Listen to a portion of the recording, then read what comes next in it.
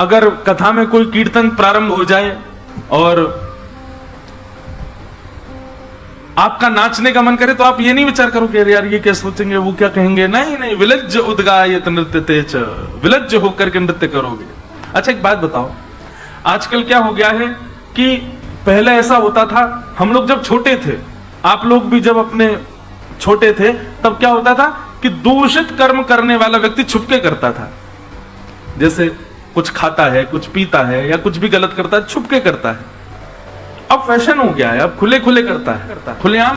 Airport पर चले जाओ तो एयरपोर्ट पर भी एक अलग से कमरा होता है, उसमें सिगरेट पीते हैं जाके लोग, धुआं उड़ाते हैं। उनको लज्जा नहीं आती वहां जाने में। बचपन में मुझे याद है कि मैं स्कूल जाता था, मेरा पैंट फट गया था यहां से, तो मैंने मम्मी से कहा, मैंने कहा दूसरा पैंट दिलवा, कोई रफू कर दिया, बोले यही पहन के जा।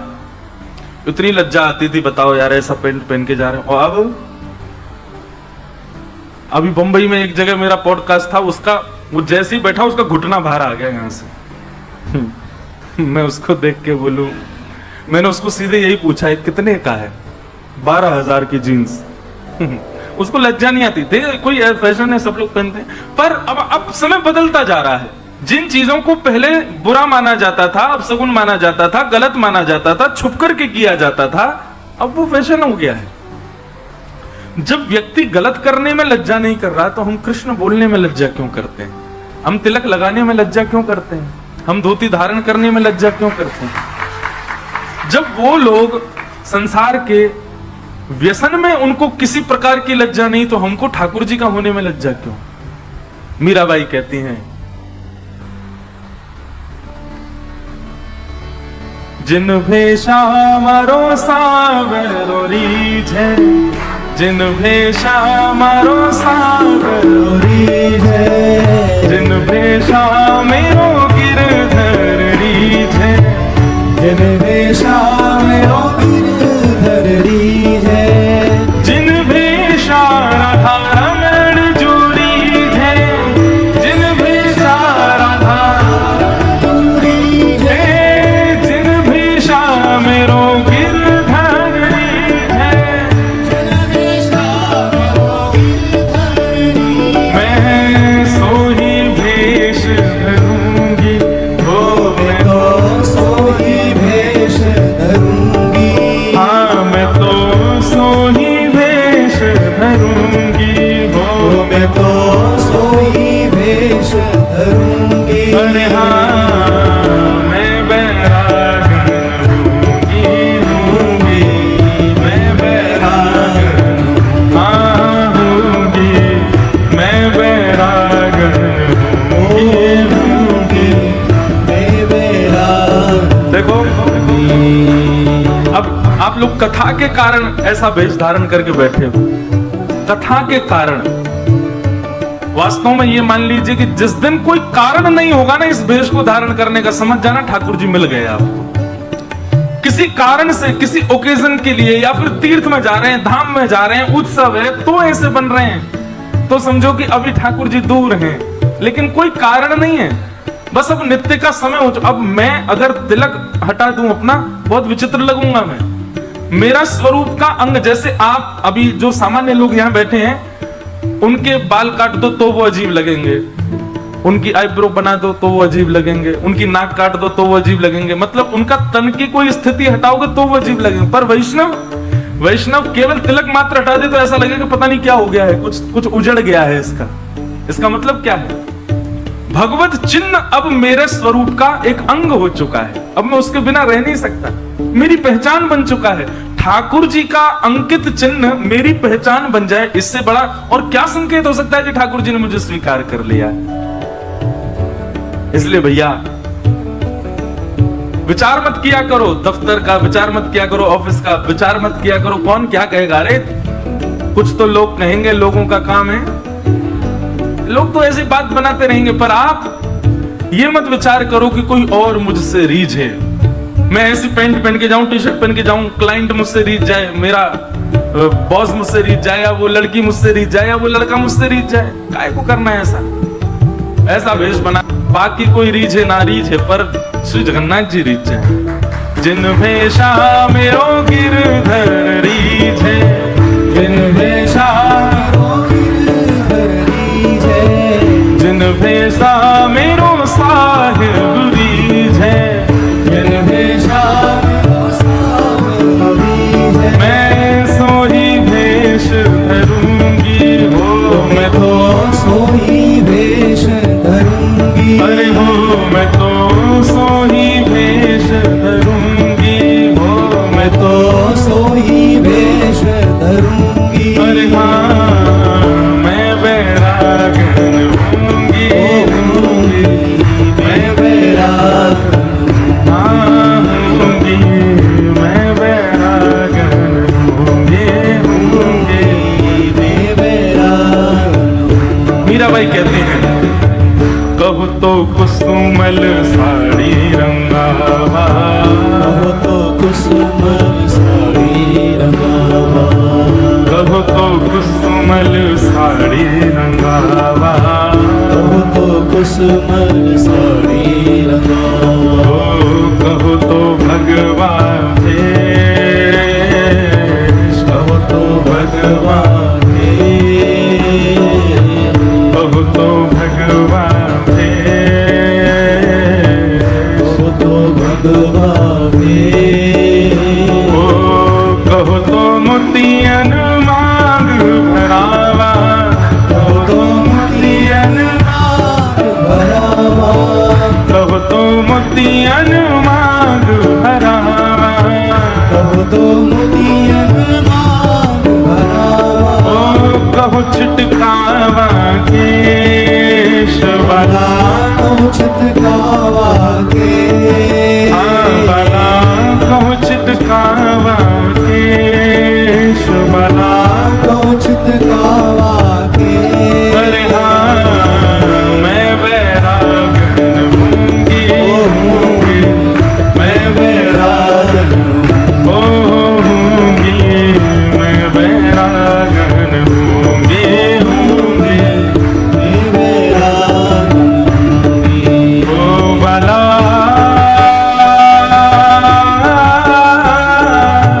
मैं बैरागन होंगी, मैं बैरागन होंगी, मैं बैरागन ओ होंगी, मैं बैरागन होंगी, मैं बैरागन हाँ होंगी, मैं बैरागन होंगी। मैं बैरागन। अभी क्या होता है, कोई व्यक्ति संन्यास लेना चाहता है, क्यों लेना चाहता है? क्योंकि उसका मन कह रहा है कि अब मैं सब जगह से उच्चाटित हो चुका हूं, मुझे संन्यास चाहिए, इसलिए संन्यास नहीं। मुझे भक्त बनना है, क्यों? क्योंकि मैं देख चुका भाई दर दर भटक करके सब झूठे लोग हैं संसार में, अब मुझे वैष्णव बनना है, अब मुझे भक्त बनना है। आप अपनी इच्छा से संन्यास चाहते हो, अपनी इच्छा से वैष्णव बनना चाहते हो, अपनी इच्छा से भक्त बनना चाहते हैं, इसमें भी कहीं ना कहीं तो कमी है। इच्छा क्या होनी चाहिए? हम वो बनेंगे जिससे हमारे ठाकुर जी रीझेंगे, उनको प्रसन्न करना है मुझे, उनकी प्रसन्नता के लिए वो धारण करना है जिससे उनको प्रसन्नता। मेरे रोने से जो तुमको आए हंसी, तो मैं रो रो के तुमको हंसाया करूं, आप राजी रहो बस। यही भक्ति का मूल सिद्धांत है, लिख लीजिएगा, गुदवा लीजिए कहीं पर। जिन भेषा मरो गिरधर रीझे,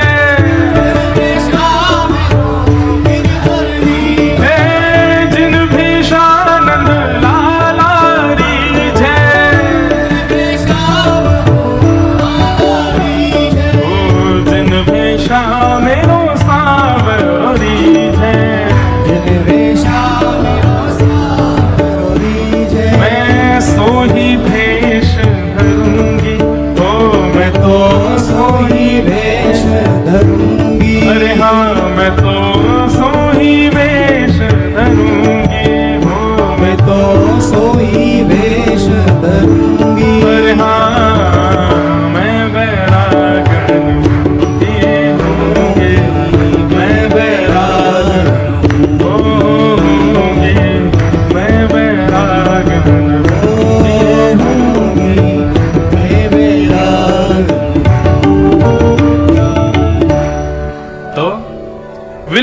उद्गायत नृत्य तेज। ठाकुर जी जिसको प्राप्त हो जाते हैं, सबसे पहला वाणी गदगद, दूसरा द्रवित हृदय, तीसरा वाग गदगदा द्रवते सचित्तम रुदत्य भिक्षणम, हसती क्वचिच्च और विलज्ज, और फिर उसके बाद आया उद्गायत नृत्य तेज। ठाकुर जी का कहीं कीर्तन सुन भर ले, फिर वो रोक नहीं पाएगा स्वयं को, दोनों भुजा उठा करके नृत्य करने लगता है, भाव आवेश में आ जाता है। ये लक्षण किसी और ने नहीं बताए, स्वयं जगन्नाथ जी बता रहे हैं, ये मेरे भक्त के लक्षण हैं। मद भक्ति युक्तो भुवनम पुनातु, ये मेरे भक्त का लक्षण है। जब मैं उसको मिल जाता हूं तो वो ऐसा हो जाता है। दूर दूर तक नहीं हो सकते, हमारी स्थिति नहीं है ऐसी, बस नाटक करवा लो हमसे तो नाटक बाजे हम लोग। मदभक्ति युक्तो भुवनम पुनातु। तो नंद बाबा के यहां लाला उत्पन्न हुआ है, सबका हृदय द्रवित हो रहा है, सबकी स्थिति यही हो गई है ब्रज में। कैसे हो गए? बोले महाराज सबकी वाणी भर जाती, कोई भाई कहां भयो है तो बताते बताते रोने लग जाते, बोले नंद बाबा की लाला भयो है। और फिर रोते रोते कहते हैं, बोले रो क्यों रहे हो? इधर देखो इधर देखो इधर देखो, रो क्यों रहे हो? तो क्या कहते हैं? बोले ये कहने में कष्ट लग रहा हो कि नंद बाबा के लाला भयो। नंद बाबा के ना हमारे ही लाला भयो है। वाणी गदगद हो जाती है और फिर बताते बताते नाचने लग जाते हैं, अरे बधाई हो भैया नंद बाबा के लाला भयो। नृत्य करने लग जाते हैं, नेत्रों से आंसू भी गिर रहे हैं, हंस भी रहे हैं, नाच भी रहे हैं, गा भी रहे हैं। ऐसी स्थिति पूरे ब्रजमंडल की हो गई है। ऐसी स्थिति जब तक ना बनेगी भैया मत सोचियो कि ठाकुर जी तुम्हें मिल गए। ठाकुर जी ना मिले, ठाकुर जी छू भी जाएंगे तो ऐसे हो जाओगे। तो पूरे ब्रजमंडल में आनंद हो रहा है, सब उत्सव मना रहे हैं।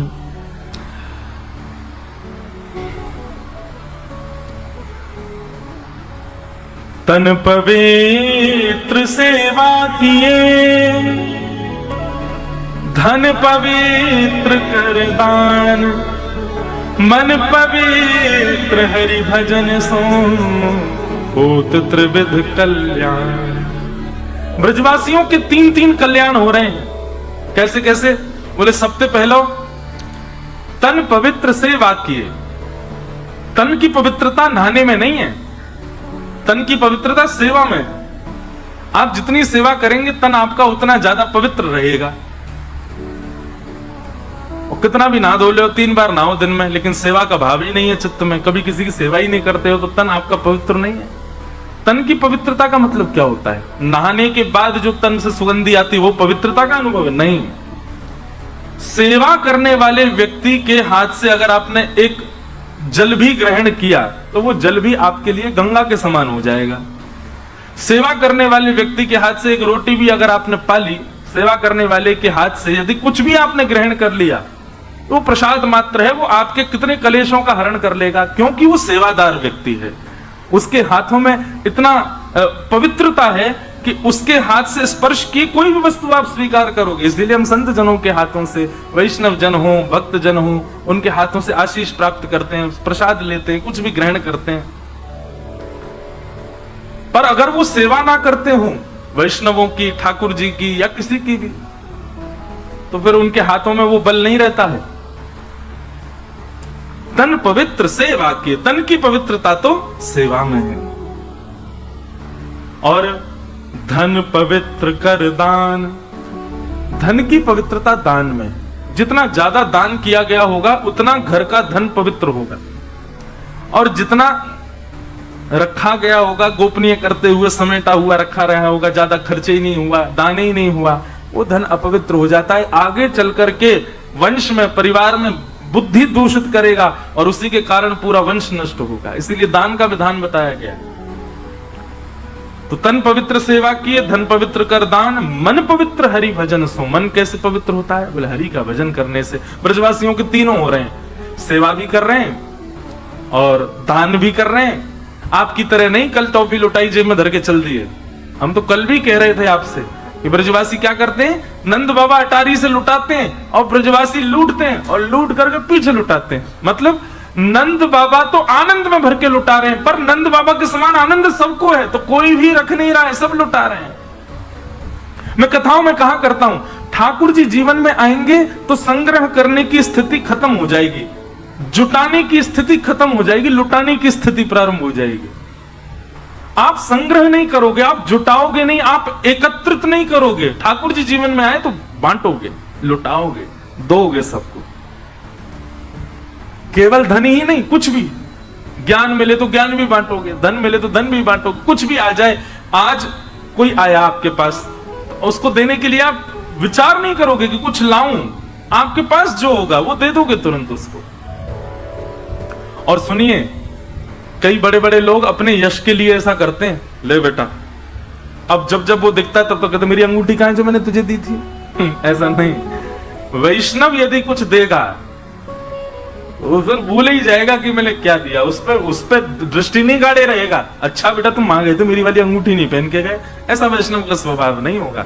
वो ऐसी स्थिति में आ जाएगा जिसको जो दे देगा उसके बाद भूल और जाएगा कि मैंने कुछ दिया है। संग्रह का भाव नहीं रहेगा, बांटना प्रारंभ करोगे। ठाकुर जी जीवन में आएंगे तो नंद बाबा लुटा रहे हैं। नंद बाबा विचार नहीं कर रहे हैं कि कौन श्रेष्ठ है कौन अश्रेष्ठ है, बस अटारी पर चल करके देते जा रहे हैं, लुटाते जा रहे हैं। सब ब्रजवासी नाच रहे हैं, गा रहे हैं और भर भर के महाराज खूब लूट रहे हैं।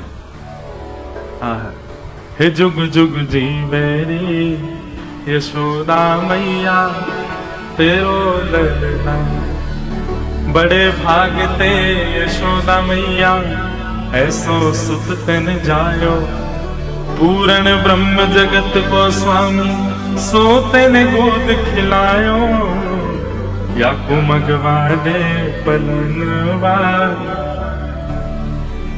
तेरो ललना, जुग जुग जीवे रे यशोदा मैया तेरो ललना। हमारे ब्रज के कई साहित्यों में तो ऐसा वर्णन आता है कि यशोदा मैया ने कितने दिनों तक तो ठाकुर जी कोई को दिखाई ही नहीं, बस ऐसे ही करके रखती उनको। सब ब्रजवासी आकर के द्वार पर हल्ला कर रहे हैं, अरे नंद बाबा जी कोई बातें हैं, इतने दिन आते उत्सव चल रहा है, नहीं दिखाते दो लाला कैसो है।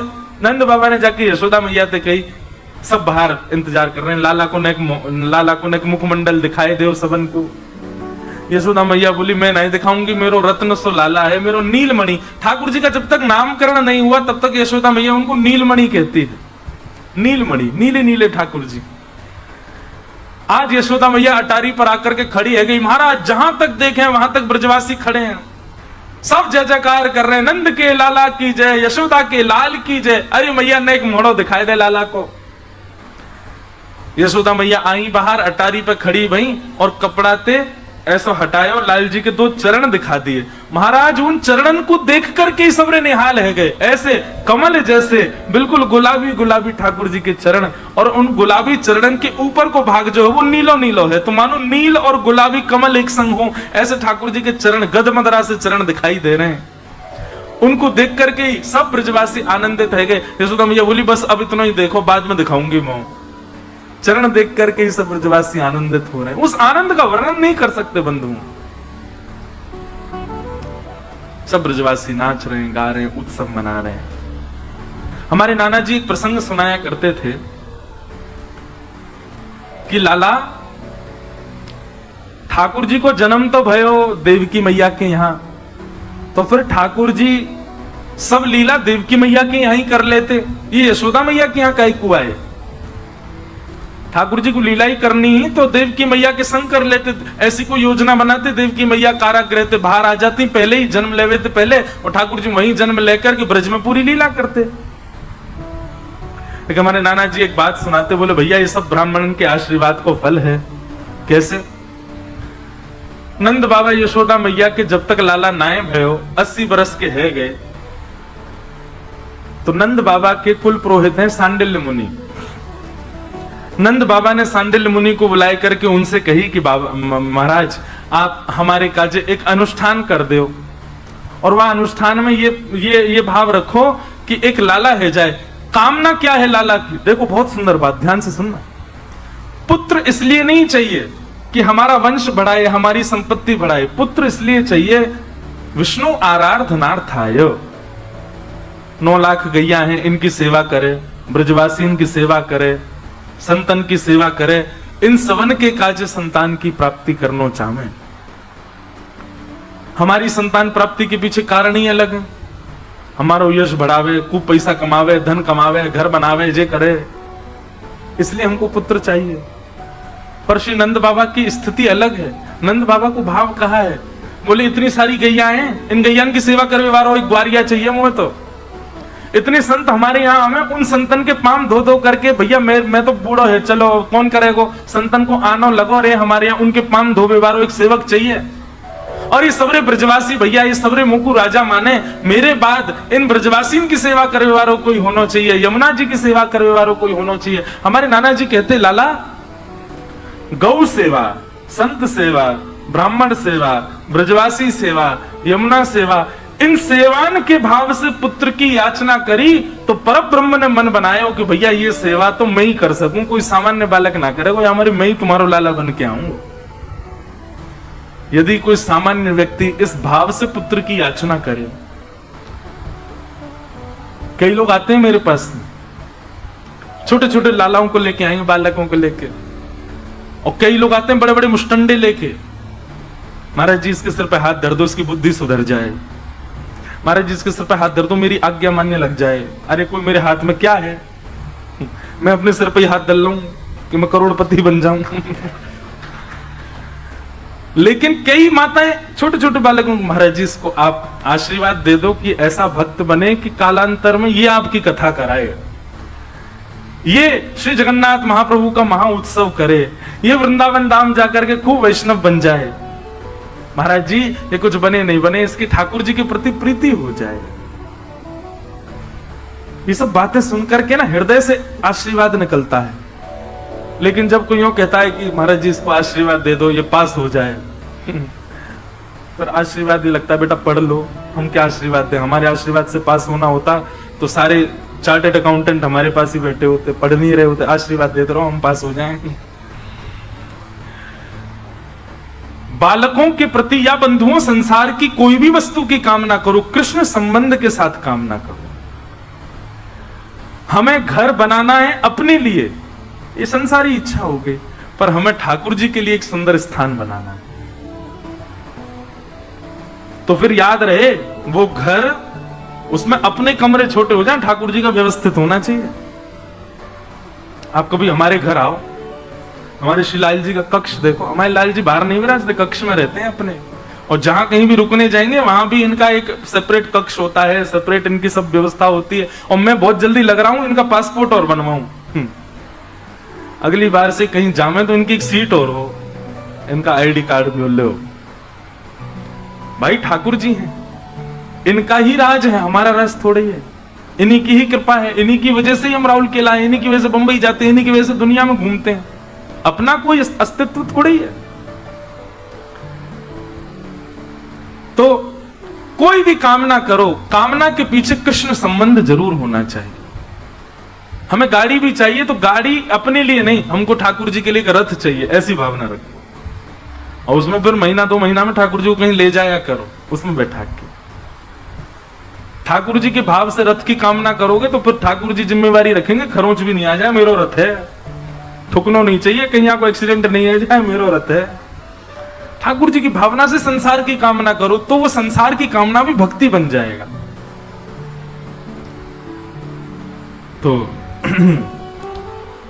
नंद बाबा ने सांडिल मुनि से कही कि आप एक अनुष्ठान करो, हमारे घर लाला है जाए, और लाला के पीछे कामना केवल इतनी है, गौ सेवा, संत सेवा, ब्रजवासी सेवा करवे वारो लाला होए।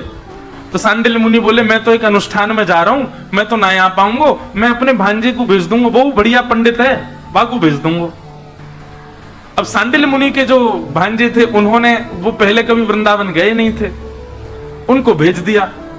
21 ब्राह्मणों को संग लेकर के महाराज सांडिल मुनि के जो भांजे थे वो वृंदावन गए, गोकुल गए, और गोकुल में जैसे ही गए महाराज तो सब घर के सदस्य प्रणाम करते हैं, और हमारे वृंदावन में आज भी नियम है, माताएं बहनें सिर ढक करके प्रणाम करती हैं।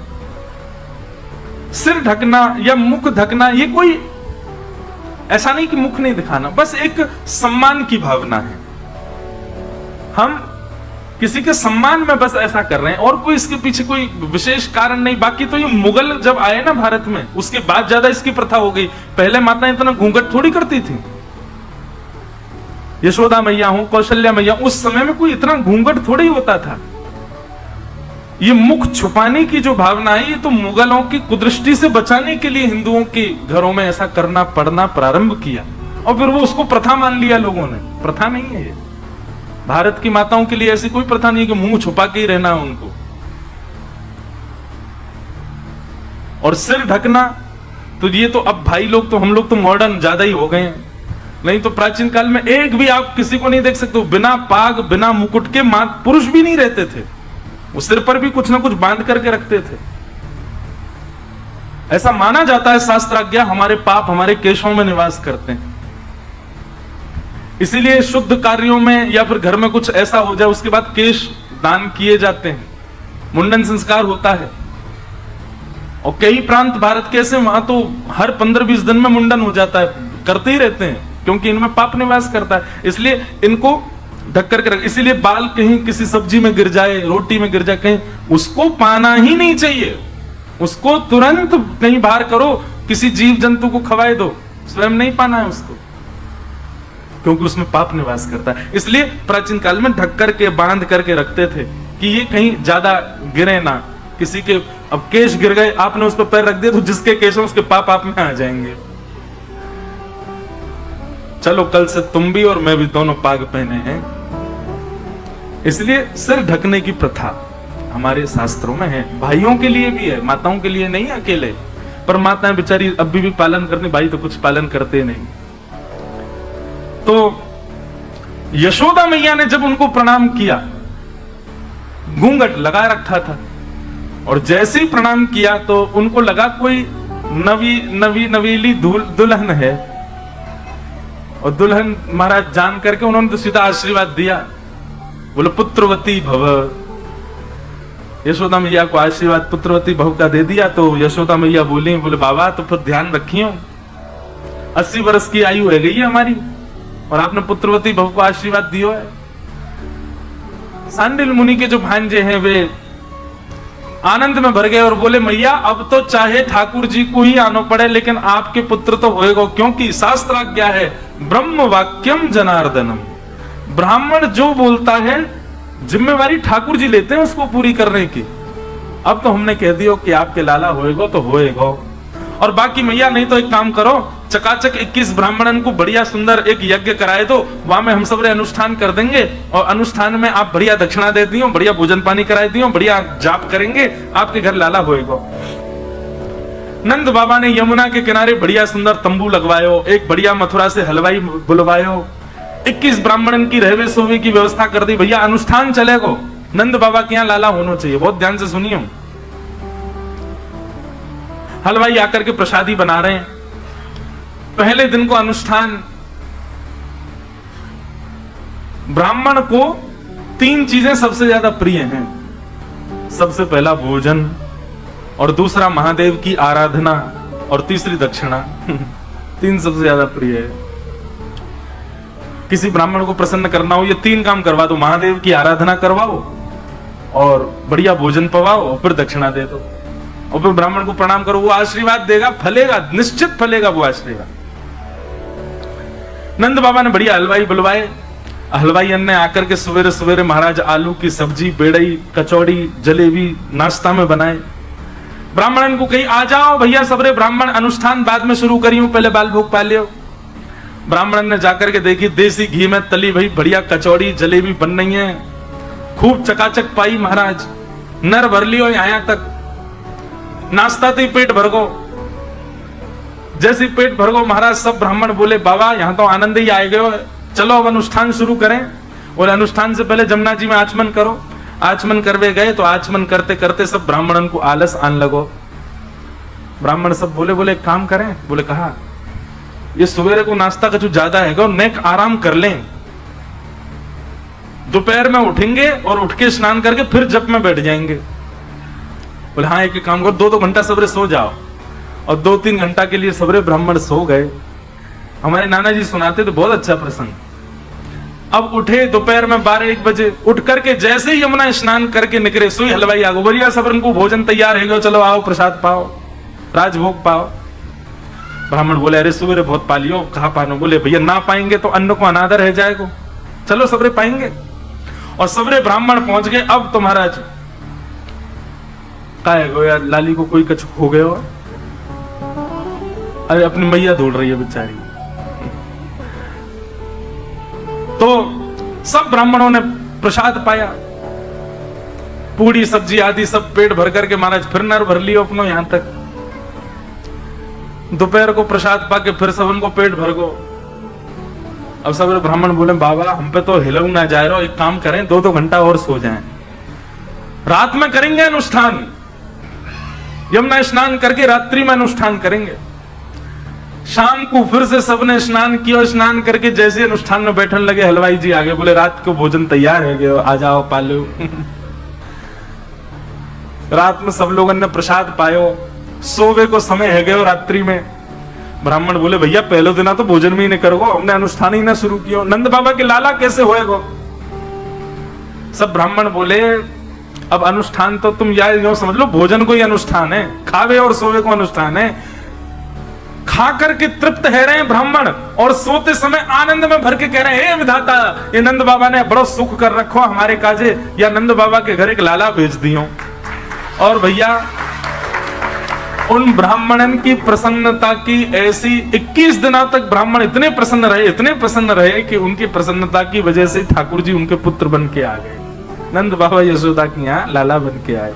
जन्म कहीं और लियो लेकिन ब्राह्मणन को प्रसन्न किया है नंद बाबा ने, यहाँ मारे उनके यहाँ ठाकुर जी पुत्र रूप में पधारे। ऐसे हमारे पूज्य नाना जी सुनाया करते। देखो बंधुओं, अनुष्ठान हो, यज्ञ हो, उसमें विधि कैसी है ये जरूरी है, नियम कैसा है ये जरूरी है, दक्षिणा कैसी है ये जरूरी है, भंडारा कितना बढ़िया है ये जरूरी है, पर उससे भी कई ज्यादा जरूरी है कि जो ब्राह्मण आए वो प्रसन्न होके गए कि नहीं, ये बहुत जरूरी है। आजकल लोग अनुष्ठानों में इस बात का बिल्कुल ध्यान नहीं रखते, उनको लेबर की तरह ट्रीट करते हैं। हमको बहुत कष्ट होता है कभी कभी, ऐसा नहीं होना चाहिए। इसीलिए अनुष्ठान सफल नहीं हो पाता, क्योंकि आप ब्राह्मण को प्रसन्न ही नहीं कर पाते। उसकी प्रसन्नता कोई बहुत बड़ी थोड़ी है, उसको बस सम्मान चाहिए, आदर चाहिए, प्रेम चाहिए। उसको इतना प्रसन्न करो कि वो आपके अनुष्ठान को हृदय से करे। आपका अनुष्ठान पूर्ण क्या, साक्षात ठाकुर जी प्रकट हो जाएंगे। ब्राह्मण में इतना बल है। तो ब्राह्मणों की कृपा से ठाकुर जी इनके यहाँ लाला बन करके पधारे हैं। बोलो कृष्ण कन्हैया लाल की। एक राक्षसी जिसका नाम है पूतना, वो गोकुल में आई है ठाकुर जी को मारवी के काजे। भक्ति में सबसे पहली अड़चन कौन सी आएगी? भक्ति में सबसे पहली रुकावट आती है पूतना। पूतना यानी कि अविद्या, अविद्या यानी कि अज्ञान, अज्ञान यानी कि सद और असद की पहचान ना होना, इसको अविद्या कहते हैं। बंधुओं, आप कितने भी भजन कर लो, परिक्रमा कर लो, जप कर लो, कीर्तन कर लो, पर अविद्या को दूर तो केवल कोई गुरुवाणी ही कर सकती है। जब तक आप गुरुवाणी का आश्रय नहीं लोगे, जब तक आप किसी सत्संग का आश्रय नहीं लोगे, आपकी अविद्या नहीं मर सकती।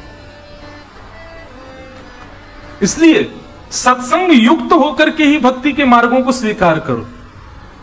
बिना सत्संग के आपके, अब चाहे आप 3 घंटे सुनते हैं, ऐसा हो ही नहीं सकता कि 3 घंटे में एक सूत्र आपके संशय का समाधान ना करता हो। इतने सारे सूत्र व्यासपीठ से कहे जाते हैं, एक सूत्र तो आपके लिए होता होगा।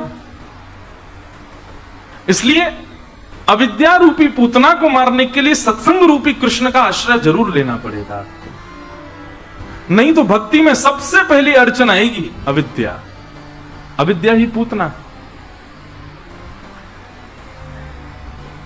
पूतना भगवान, पूतना महाराज कंस के शत्रु को खोज रही है, और खोजते खोजते पूतना ने क्या किया, अपने पयोधर में विष लगा करके जाती है, और 10 दिन के अंतराल में जितने बालकों ने जन्म लिया है ब्रजमंडल में, उसने सुंदर रूप धारण किया, सुंदर वेश धारण किया, उसको धारण करके जाती है। कोई भी उसको रोकना नहीं है, सब सोचते हैं इतनी सुंदर, इतने अच्छे कपड़े पहन के आई है, अच्छे घर की होगी।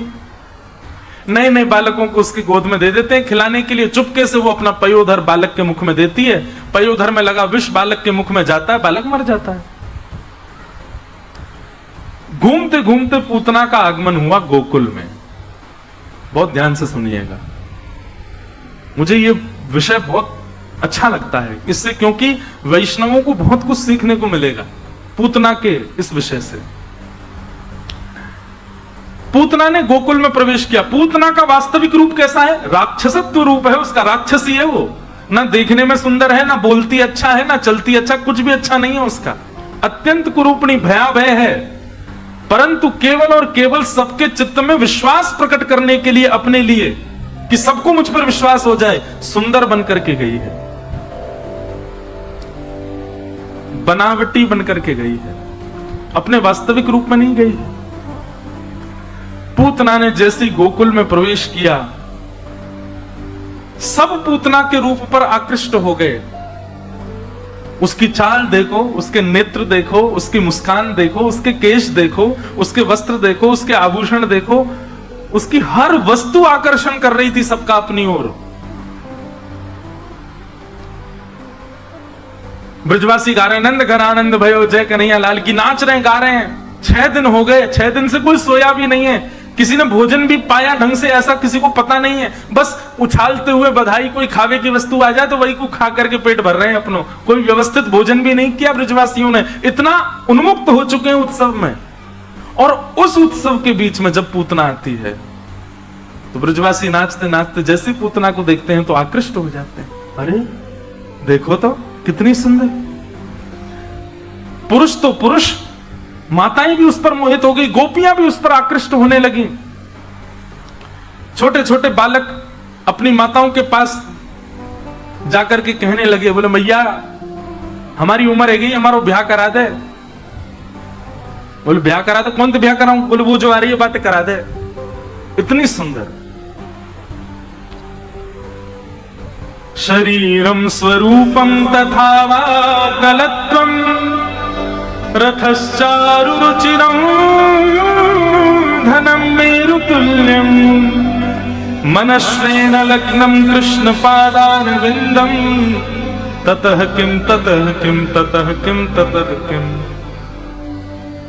चाहे कितना भी सुंदर शरीर आपने बना लिया हो, कितना भी सुंदर रूप आपने पाया हो, कितना भी सुंदर धन आपने कमाया हो, कितनी भी सुंदर कन्या या वर से आपने ब्याह किया हो, कितनी भी गाड़ियां खरीद ली हो, कितना भी संपत्ति वैभव कमा लिया हो, कितना भी बड़ा व्यापार क्यों ना कर लिया हो, लेकिन मनश्रेणा लग्नम कृष्ण पादारविंदम, इन सबको पाने के बाद मन कृष्ण के चरणारविंदों में नहीं लगा हो तो रावण के पास भी ये सब कुछ था। हमारे पूज्य नाना जी कहते थे रावण देखने में ज्यादा बुरा नहीं लगता था, अच्छा था।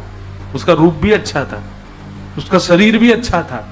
उसकी पत्नी मंदोदरी, कहते हैं जब सीता जी की खोज करने हनुमान जी गए तो एक बार तो मंदोदरी को देख करके उनको लगा ये तो नहीं है सीता जी, मतलब कहीं ना कहीं रिजेंबल हो रही है। और वो भी हनुमान जी नहीं पहचान पा रहे तो समझो मंदोदरी को हम तो सीता जी समझ लेते।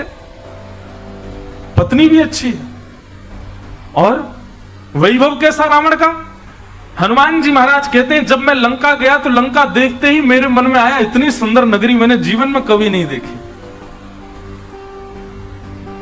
संपत्ति भी अच्छी है, सब कुछ अच्छा था रावण का। आज की डेट में एक व्यक्ति की जो जो इच्छाएं होती हैं ना, वो सारी इच्छाएं रावण की भी थी। अच्छा घर हो, अच्छी पत्नी हो, अच्छा वैभव हो, अच्छा नाम हो, अच्छा यश हो, अच्छा संपत्ति हो, अच्छा मेरा शरीर हो, अच्छा मेरा रूप हो, सब रावण के पास था। सब कुछ था रावण के पास, लेकिन क्या नहीं था?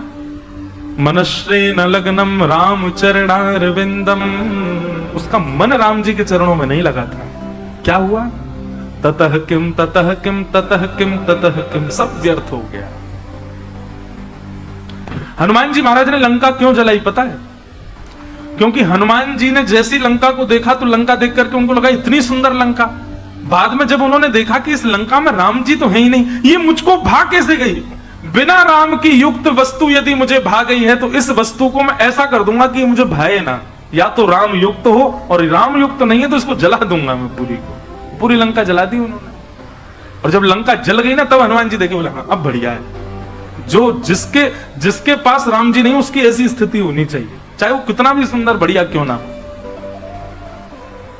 इसलिए भैया, कोई भी योग्यता आपको मिली हो जीवन में, पर कृष्ण युक्त होकर के नहीं मिली है, तो मैं आपको एक बात की गारंटी दे सकता हूं, वो कांस्टेंट नहीं हो सकती, कभी ना कभी छूट जरूर जाएगी।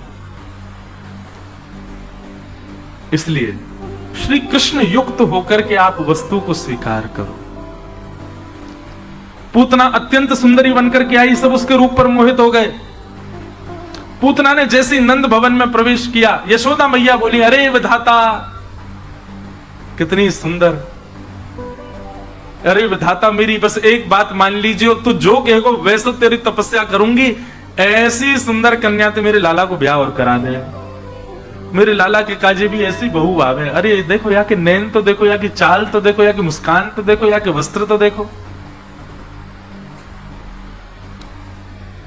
यशोदा मैया ने तो ये तक सोच लिया कि मेरो लाला कछु वर्ष पहले जन्म ले लियो होता तो यही तो ब्याह कराती लाला को। ठाकुर जी गोद में पड़े पड़े कुल बला रहे हैं, बोले मैया रुक जा, अभी बहू के रूप देखे वो तो है, कैसी बहू है। पूतना आकर के बैठी, उसका स्वरूप और वस्त्र इतने सुंदर हैं कि अनायास उसको कोई रोक ही नहीं रहा है, सब उसको प्रवेश दे रहे हैं, आजा आजा आजा, अरे तुम तो यहां बैठो। सबसे बड़ी भूल है मानव की, ठाकुर जी में और मानव में यही अंतर है। मानव बाह्य आकर्षण देख करके आकर्षित हो जाता है, पर ठाकुर जी नहीं होते। ठाकुर जी इसीलिए उनको कहा गया चार थे स्वविज्ञ स्वराट, वो अविज्ञ हैं, वो सबको जानते हैं भीतर से। हनुमान जी महाराज श्रीमद् भागवत में कहते हैं, कहीं और नहीं, श्रीमद् भागवत में ही हनुमान जी की वाणी है।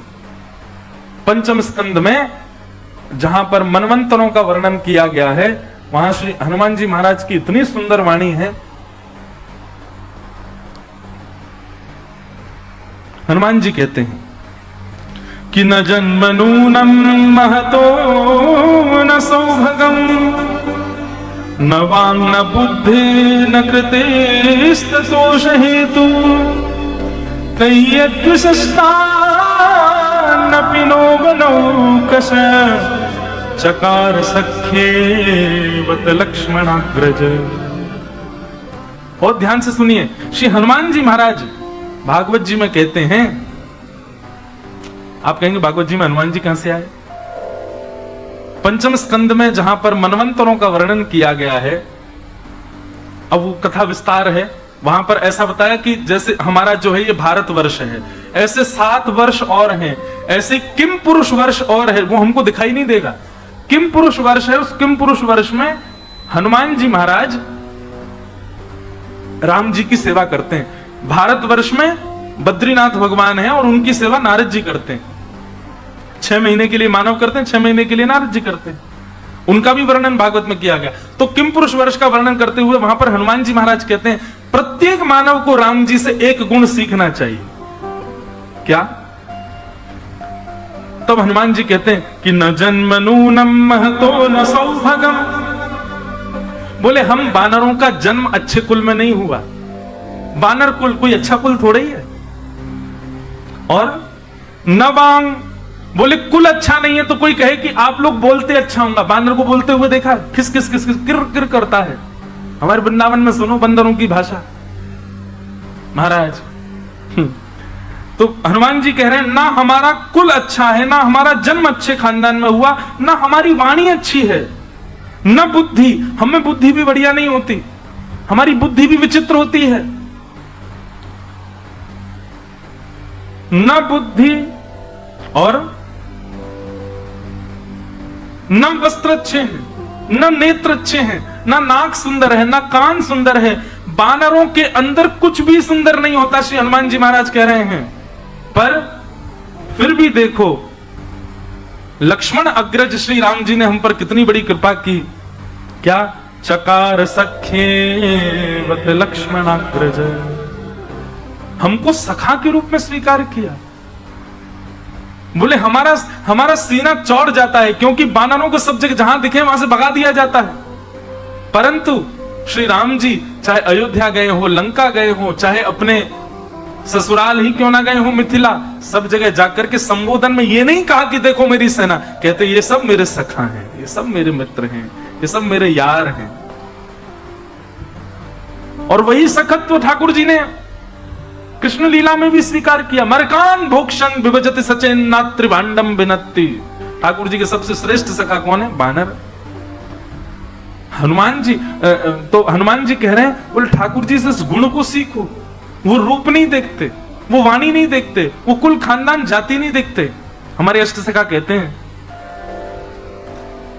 प्रीत ही सौंपई है प्रीतम, प्रीत ही सौंपई है, यद्यपि रूप गुणशील सुधरता, इन बातन उदार झई है, प्रीतम प्रीत ही सौंपई है। ठाकुर जी इन सब चीजों से नहीं रीझते। यशोदा मैया ने लाला को पूतना की गोद में दे दिया, पूतना ने ठाकुर जी को गोद में लिया, यशोदा मैया किसी काम से बाहर चली गई। कितना बड़ा दुर्भाग्य पूतना का। मैं कहता हूं सबसे दुर्भाग्यशाली राक्षसी है पूतना, इससे ज्यादा दुर्भाग्यशाली कोई नहीं है। बाकी सारे राक्षस सौभाग्यशाली हैं। क्यों? जगत नियंता जगदाधार साक्षात जगन्नाथ जी उसकी गोद में लेटे हैं, इतनी पास भगवान है, फिर भी ठाकुर जी ने पूतना की गोद में लेटते सबसे पहले तो अपनी आंख बंद करी, ऊपर से हाथ और धर लिए। पूरी दुनिया उस पर आकृष्ट हो रही है, पूरी दुनिया उसके रूप पर वाहवाही कर रही है। महाराज बाहर के ब्रजवासी कई तो लट्टू रह रहे हैं पूतना के रूप पे, पर जिसके नेत्रों में रूप बसना चाहिए वो अपने नेत्र बंद करके बैठा है। संसार के नेत्रों में बसना कौन सी बड़ी बात है? संसार के नेत्रों में, संसार के हृदय में मन जगह बना लेना कोई बड़ी बात नहीं है। संसार बहुत भयावह है।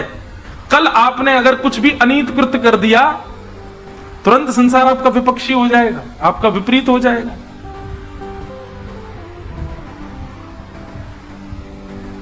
कोई आपसे आकर के कहते कल रात में महाराज जी पी रहे थे, और ये कहना भूल जाए चाय, अगले दिन ही आधी हो जाएगी भीड़ पंडाल में, और सब विश्वास और कर लियो हम लग ही रहे थे वो तो।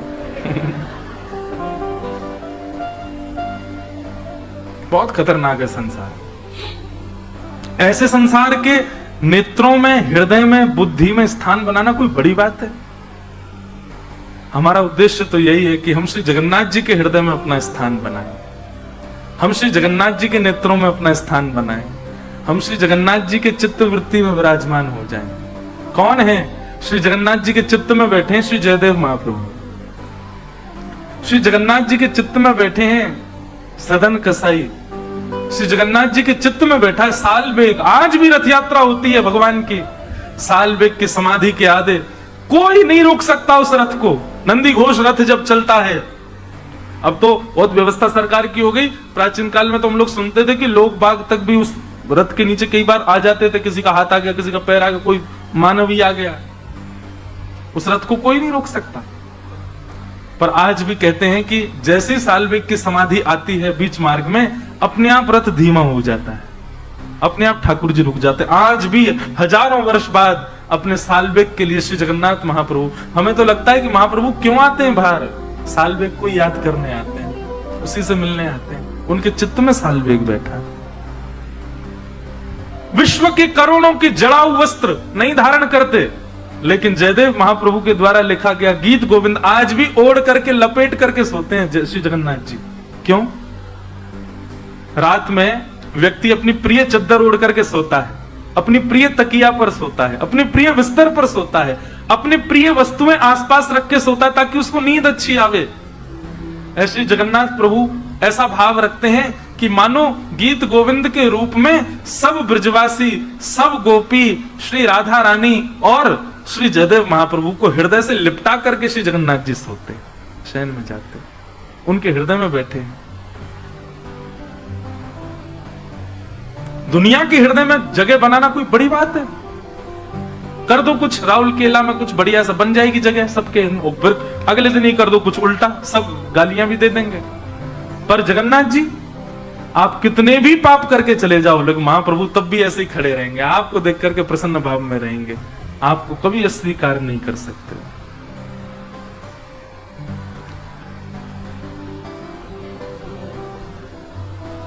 ठाकुर जी ने अपने नेत्र बंद कर लिए, पूतना को नहीं देखा। पूतना ने अपना पयोधर जैसे भगवान के मुख में दिया, भगवान ने नेत्रबंद किए। इसके पीछे सैकड़ों कारण बताए जाते हैं, क्यों नहीं देखा पूतना को। पर मुझे जो विशिष्ट 2 कारण लगते हैं उनको मैं कह दूं। सबसे पहला कारण ठाकुर जी ने पूतना को नहीं देखा, उसके पीछे यह है कि पूतना बनावटी बनकर के आई है, जो वास्तविक है उसमें नहीं आई है। सबसे पहला कारण ठाकुर जी की आंख मूंदने का है, बनावटी। ये बनावटी भाव ठाकुर जी को प्रिय नहीं है। जो लोग पाखंड के भाव से, बनावटी भाव से, केवल और केवल दूसरों को दिखाने के लिए कि देखो हम भक्त हैं, हम वैष्णव हैं, हम ये हैं वो हैं, इस भाव से ठाकुर जी के पास जाते हैं। भगवान कहते हैं हजारों लोग मेरे मंदिर में आए, मैं उनको तो बिल्कुल ही नहीं देखता जो बनावटी भाव से आए हैं। बनावटी लोग ठाकुर जी को प्रिय नहीं, पाखंडी लोग ठाकुर जी को प्रिय नहीं है। ऐसे लोगों को देख करके ठाकुर जी अपना नेत्र बंद कर लेते हैं। दूसरा कारण पूतना को न देखने का क्या है? चलो तुम बनावटी बनकर के आई, तुम अपना रूप बदल करके आई, पर तुमने आकर के क्या किया? नंद घरानंद भयो जय कन्हैयालाल की उत्सव मना रहे ब्रजवासियों का उत्सव छुड़वा दिया। ब्रजवासियों को भी अपनी ओर आकर्षित कर लिया। उन ब्रजवासियों का मेरे प्रति जो प्रेम, मेरा जो चिंतन चल रहा था, वो तुमने रुकवा दिया। मतलब दूसरा कारण ठाकुर जी के नेत्र बंद करने का है कि किसी वैष्णव की भक्ति में यदि आप अवरोध बनोगे, आप रुकावट बनोगे, तो ठाकुर जी आपको नहीं देखेंगे। ये 2 विशिष्ट कारण लगते हैं पूतना को न देखने के। पहला बात बनावटीपना, और दूसरी बात किसी भक्त की भक्ति में अवरोध आना, अवरोध बनना।